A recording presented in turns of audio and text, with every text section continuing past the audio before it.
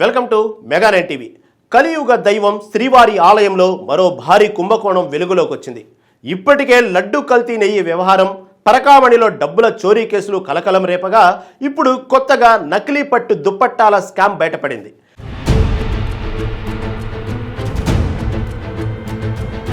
TTD chairman BR Naidu గారు బాధ్యతలు స్వీకరించాక ఆలయంలో జరుగుతున్న కొనుగోళ్లపై నిఘా పెట్టారు.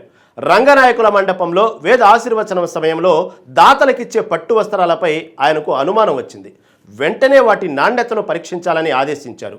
విజిలెన్స్ అధికారులు శాంపిల్స్ని బెంగళూరు మరియు ధర్మవరంలోని సెంట్రల్ సిల్క్ బోర్డు ల్యాబ్లకు పంపించారు. అక్కడి నుంచి వచ్చిన రిపోర్టు చూసి అందరూ షాక్ అయ్యారు. విఐపీలకు, ఆలయానికి భారీ విరాళాలిచ్చే దాతలకు శేషవస్త్రంగా ఇచ్చే దుప్పట్టాలు అసలైన పట్టు కాదని, అవి కేవలం చౌకబారు పాలిస్టర్ అని తేలింది.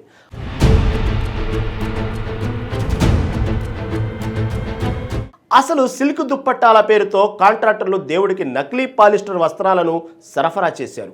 అధికారులు చెబుతున్న వివరాల ప్రకారం కాంట్రాక్టర్ ఒక్కో దుప్పటాను 1389 రూపాయల చొప్పున టీటీడీకి విక్రయించారు. టెండర్ నిబంధనల ప్రకారం అవి స్వచ్ఛమైన మాల్బరీ సిల్క్ అయి ఉండాలి. ఇవి 100% పట్టు అని చెప్పి బిల్లులు పెట్టారు. కానీ ల్యాబ్లో టెస్టులు చేస్తే అవి అసలు సిల్క్ కాదని, పాలిస్టర్ మిక్స్ అని తేలింది. అసలైన సిల్క్ ఉండాల్సిన హోలోగ్రామ్ కూడా వాటిపై లేదు. ఇలా సుమారు 15,000 దుప్పట్టాలను సరఫరా చేసినట్లు గుర్తించారు.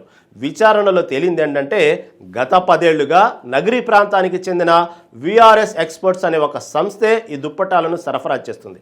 ఇప్పటి వరకు సుమారు 55 కోట్ల రూపాయల విలువైన నకిలీ వస్త్రాలను వీరు టీటీడీకి అంటగట్టారు. టీటీడీ చైర్మన్ బిఆర్ నాయుడు గారు ఈ విషయంపై సీరియస్ అయ్యారు. కొనుగోలు విభాగంలో అవకతవకలు జరిగాయని మా దృష్టికి వచ్చింది. దీనిపై పూర్తి విచారణ జరిపించాలని ఏసీబీ అధికారులను అప్పగించాం అని ఆయన తెలిపారు. దాతలను గౌరవించే సాంప్రదాయంలో కూడా ఇలాంటి మోసాలు జరగడం భక్తులను ఆవేదనకు గురి చేస్తుంది. తప్పు చేసిన వారికి కఠిన శిక్ష తప్పదని చైర్మన్ హెచ్చరించారు. భక్తుల మనోభావాలతో ఆడుకుంటున్న ఇలాంటి అక్రమార్కులపై కఠిన చర్యలు తీసుకోవాలని అందరూ కోరుతున్నారు.